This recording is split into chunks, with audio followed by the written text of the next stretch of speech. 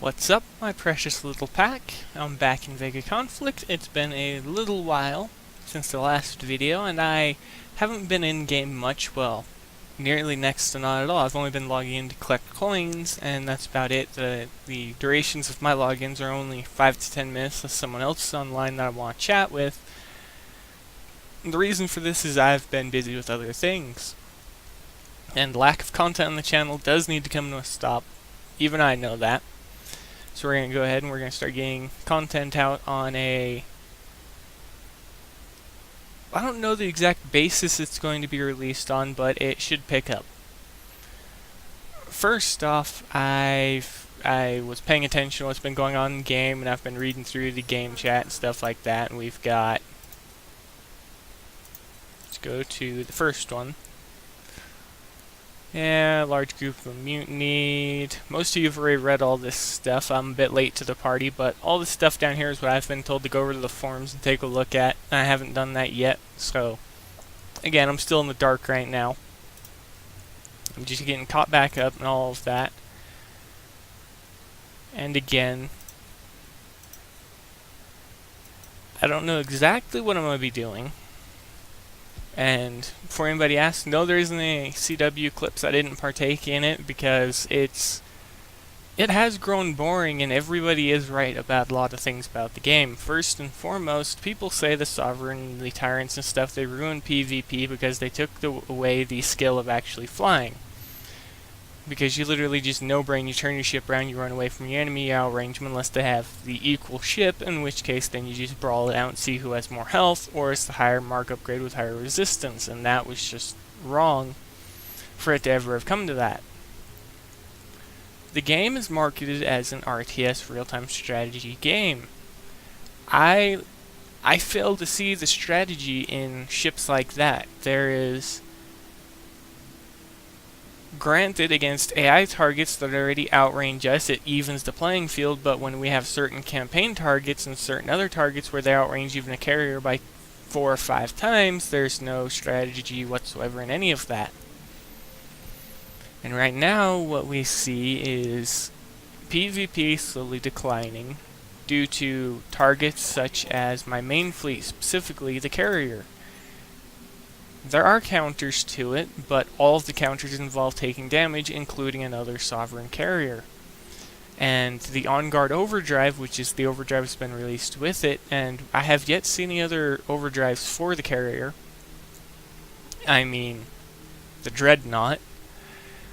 We don't see much of anything else being used in high-level PvP because it goes in solo against the entire fleet, and you have to destroy its shields to get to the ship underneath. And as we can see, mine doesn't have all that much in shields, except for as you mark upgrade, gains access to a 3rd shield slot, and it just gets better and better as it gets upgraded. I've put no effort in upgrading mine because I honestly don't want to use it in PvP, and the fact that I did use it before, I felt a little bit disappointed because all my ships, I've really fallen on to using the primary fleet over the secondary fleet, where it's just a no-brain fleet.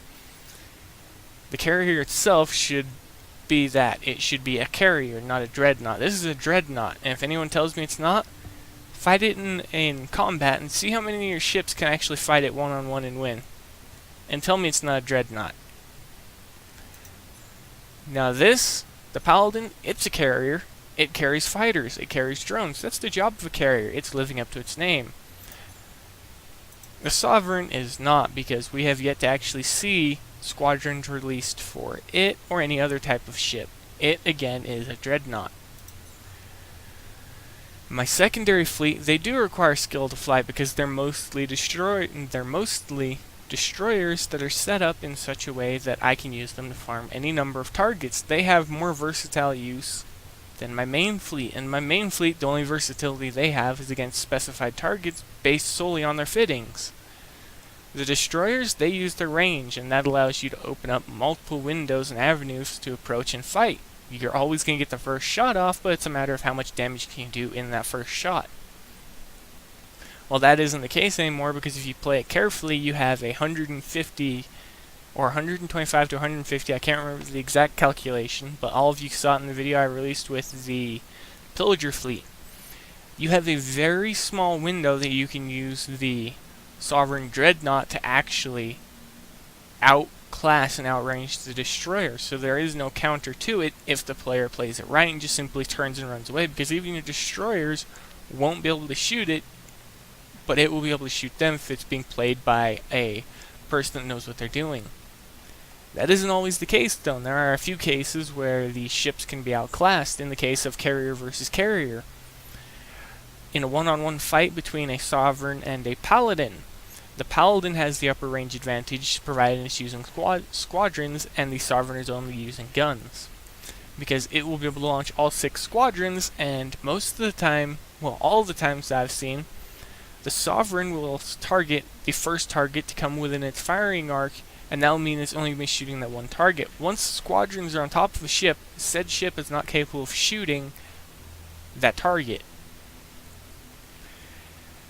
So in one-on-one, unless the Sovereign Dreadnought is equipped with any type of squadron or drone, it can lose to a Paladin or any other carrier just because they can outrange it and they have the superior fighters.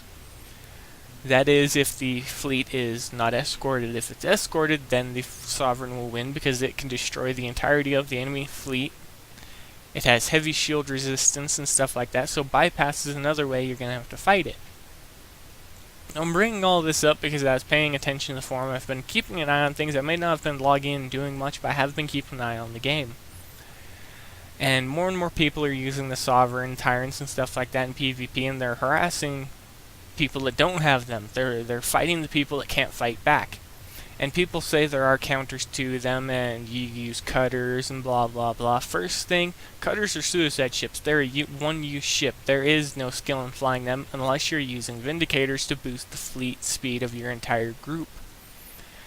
But other than that, I don't like suicide ships like cutters. And I have a few suggestions that I'll make in this video, so I don't know what the title of this video is going to be right now, because it may actually be just a random video name. So I may just come up with something off the top of my head based off of the overall ideas that are listed as well as I'm talking about. So it may be something like talking about Sovereign Dreadnought and stuff like that, and throwing a few ideas to fix it. First and foremost, a while back we were allowed to begin equipping Axis weapons to Xeno Division ships. That's all fine and good, but it doesn't resolve the primary issue with the Tyrants. Tyrants outrange everything, they simply outrun other things that you're supposed to be able to fight. First off, they're as fast as a cruiser by default. So you put thrusters and stuff on them, they can outrange a cruiser without an agility support field, and they can just fly away. There's nothing you can do about it. That is intended from the development team. However, one thing I do know, more people have access to the Suppressor than they have access to the Tyrant. However, you can't equip the range booster to the Suppressor, unlike with its equivalent tier, which is the Tyrant. I believe that should be changed, because if they're going to start opening Axis technology, weapons specifically up to certain ships, or all the ships of a certain tier, they need to also change it so the Suppressor, which is this little guy, can actually equip and use Pyrian fuel. And it will match in range, provided you use the Redeemer missiles and stuff, the Tyrants. You'll still lose against the Tyrants just because of how they're built and the damage type they do, but you'll also be fighting back and doing damage to them, so they won't be able to go through as many fights as they could have.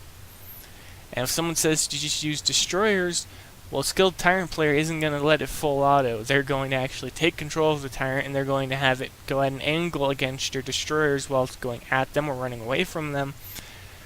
So you may be firing and get the first shot, but you're going to miss because they're going to dodge it, and then they're going to shoot. And Redeemer missiles, Seeker missiles, and other things that can be equipped on the Tyrant are always going to hit you because they have the auto-homing ability.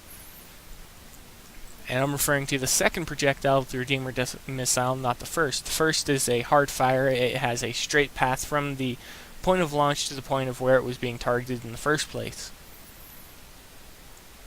But Pyrian fuel, in my eyes now, should be improved and be given to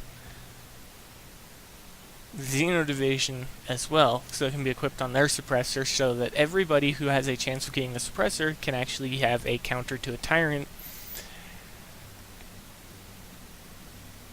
that actually isn't impossible to acquire, and that they don't have to use suicide chips, because I never thought that that was a good idea. And anyone that says that using cutters to run down tyrants is a good idea, it is a good idea to deal with them, but you still have to take damage to close the gap between them. You still have to close in, and if anybody's smart, they'll take a tyrant and 5 vindicators, all with the highest amount of a speed boost as they can get for the fleet, and they'll just simply turn and run. And they'll force you to engage them on their terms, as always. So I guess my return to the game is me saying that there are certain nerfs that need to happen or buffs that need to happen. In this case, I'm recommending that they allow Purian Fuel to be equipped on Xeno Division hulls as well, so that we can actually use it on Suppressor, because it will still have the limitation of being limited to only specialist ships, and the Suppressor is a specialist ship. And that will help resolve one issue, but that still leaves the Sovereign Dreadnought untouched. I haven't thought of anything for it yet, because it's a ship that I use to farm, and it's not really right in PvP, but it sits just fine in PvE in my eyes.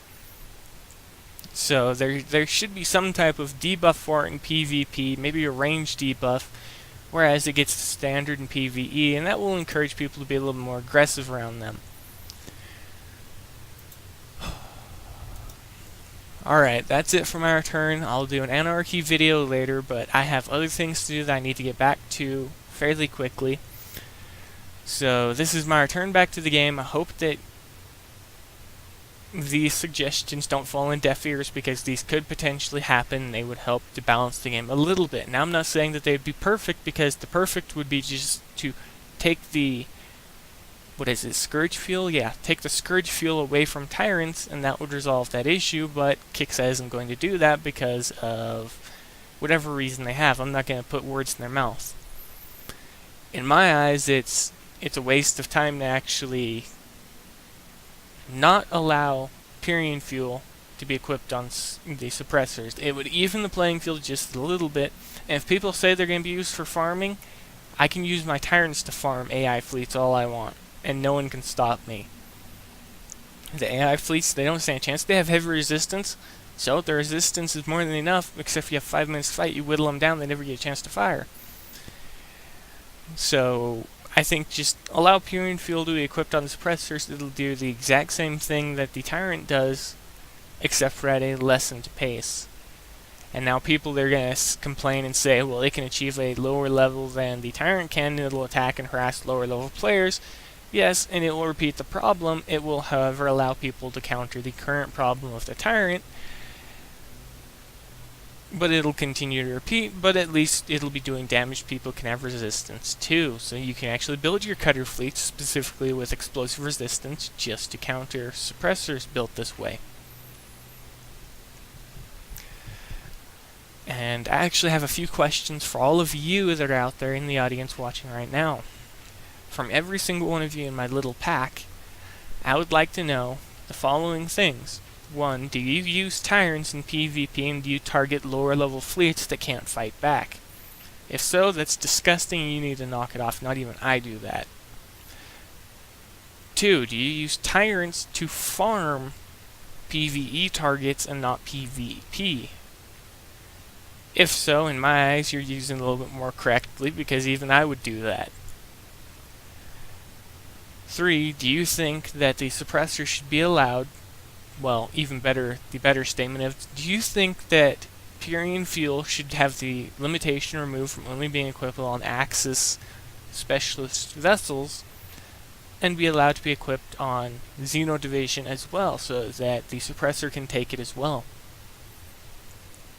4th, do you think that the Sovereign Carrier needs to be renamed from a carrier to a Dreadnought, because that, in my eyes, is exactly what it is. It is a Dreadnought. It has a large pool of health that can get even higher as its mark upgraded and you equip better, heavier armor on it. It has great shields, has great shield resistances, and it just gets better as you upgrade it again. But that's going to be it for this video, everybody. Expect Anarchy videos sometime in the next, I'd say, 18 to 24 hours. But I'm going to get some other stuff out. And a while back, I was saying that I was going to be doing videos, and they never came out. So I need to make an ARC video and get it recorded, get it edited, Pixar, and more Star Wars videos, because you guys are actually watching all of that stuff. And I noticed that the StarCraft series, when I was actually promoting it and talking about it, people were watching it more, so I'm going to dig into my time a little bit more than I have been in the games, and I'm going to see what I can do about producing a little bit more for the StarCraft series. I'll probably do 2 videos for StarCraft for the campaign, and 1 for just random skirmish matches against AIs, and that will probably be on Friday. And what I'll do throughout the course of the week is I'll let all of you choose and decide what I play as and what I fight, as well as what map I play on. And all of them will be the Blizzard standard maps, so what you get with the game. And another thing I will do is I'll try and do that with more games as well. Just not VEGA, because you can't actually do anything like that in game, because the game is, as we all know, it's a time-consuming game. But I'm going to try and play games that I enjoy more on the channel and things like that.